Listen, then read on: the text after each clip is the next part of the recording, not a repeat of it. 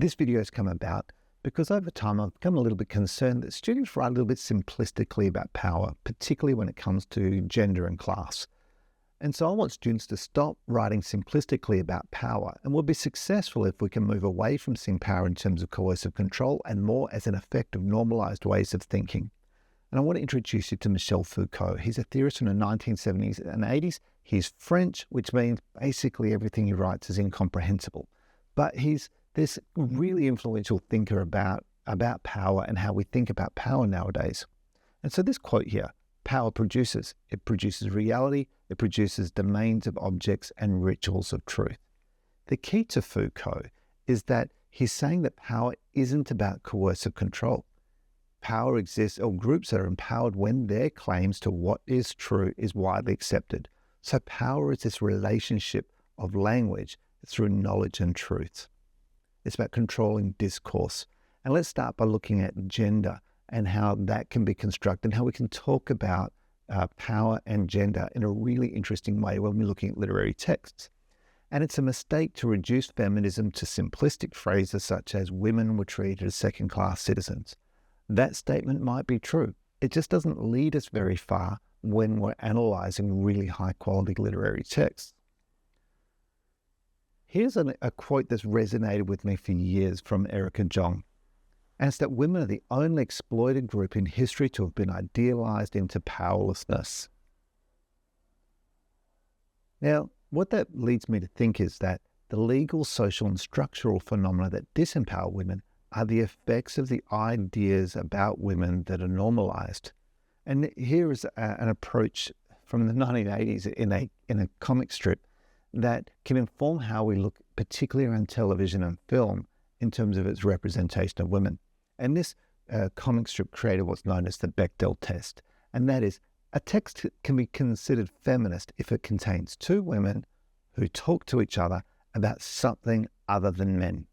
And you'll be surprised when you start to break it down how rarely that actually occurs.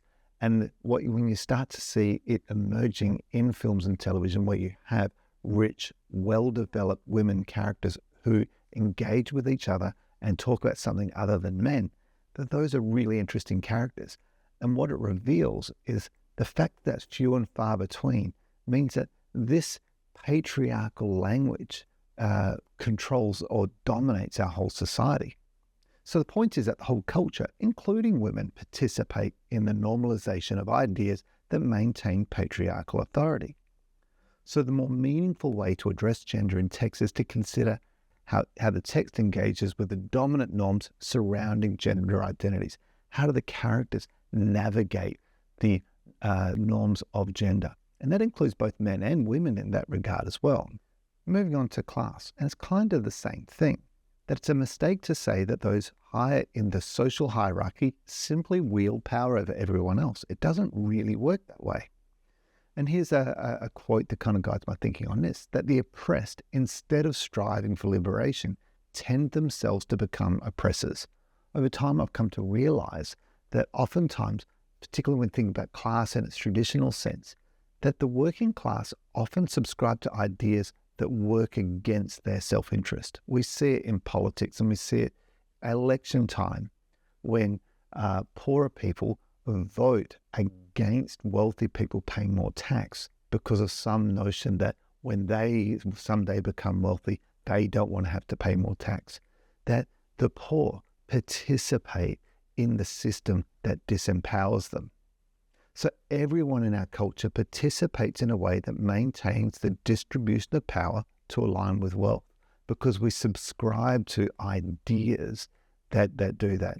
We subscribe to the idea that through hard work, we could all get rich one day. And when we get rich, we want to keep our money and not give it away to other people, that we are all responsible for ourselves, that we participate in a culture that propagates that idea. So what does this mean for literature? Well, literary texts often explore the language, ideas, and ways of thinking that organize systems of power. Literary texts typically both reinforce some dominant ways of thinking while challenging others. This both and way of thinking is really important. A key one here is the study of the Crucible. So the Crucible is highly critical of power structures in America, particularly the political power structures. Yet, in the narrative, it reinforces patriarchal ways of thinking. The play creates this fictionalized conflict where John Proctor has had an affair with Abigail Williams, and his redemption comes through reinforcing the nuclear family and his marriage with his wife. And he dies honorably, reinforcing and reaffirming that structure.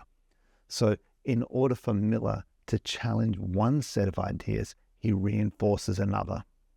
Another key area of study is to look at how characters navigate their way around the power structures that shape their world, the conflicts that they have within themselves, the conflicts that they have with others. This idea of conflict is a literary term that we focus on, but too often students look at conflict in terms of fights between characters, when really conflict in the literary sense is a conflict of values and a conflict of ideas. Therefore, a conflict about ideology and even a conflict about power. What are the real gears that drive the world? I want you to keep in mind that authors are themselves part of their world and will inevitably reflect the power structures that they critique. Also, the production of text is part of a wider social and economic structure that can be a gatekeeper for the ideas that emerge. So it is really important to not paint any character or an author into a corner. Those authors are complicated human beings, and power structures are complicated, nuanced things. And that's what makes it a really wonderful area to study. We don't have to go to these simplistic ideas, because the richness of our study in terms of representation of power comes from the opportunities to discuss the conflicts that confront characters, their resistance against these power structures, and the reflection that we do on our own context.